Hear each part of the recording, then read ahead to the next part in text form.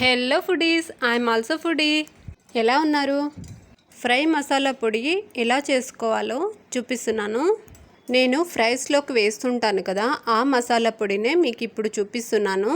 ముందుగా స్టవ్ మీద కడాయి పెట్టుకొని పల్లీలు వేసి వేయించుకొని అవి బాగా ఎర్రగా వేయించుకొని ఒక బౌల్లోకి పక్కకి తీసి అదే కడాయిలో కొన్ని కొబ్బరి ముక్కలు కూడా వేసి వేయించుకొని అవి కూడా ఒక బౌల్లో తీసుకోవాలి.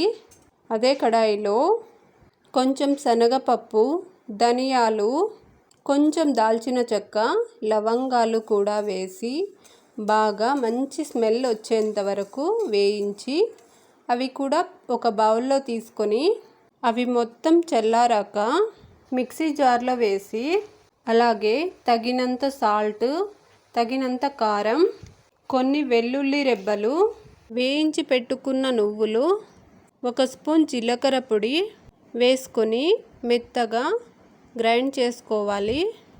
ఇలా పొడి పొడిగా గ్రైండ్ చేసుకుంటే సరిపోతుంది. ఈ పౌడర్ని కొంచెం చల్లారినాక ఒక కంటైనర్ జార్లో వేసి పెట్టుకుంటే ఒక 3 months దాకా నిల్వ ఉంటుంది.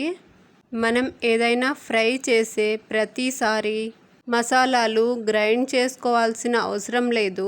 ఈ పొడిని వేసేస్తే సరిపోతుంది. ఏ ఫ్రైస్లోకైనా ఇది వేసుకోవచ్చు. నువ్వులు, పల్లీలు వేసాం కాబట్టి టేస్టీగా అండ్ హెల్తీగా కూడా ఉంటుంది.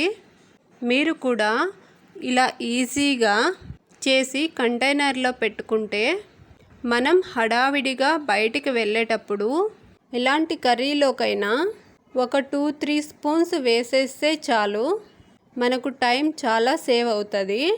మీరు కూడా ట్రై చేసి ఎలా వచ్చింది అనేది నాకు కామెంట్ చేయండి.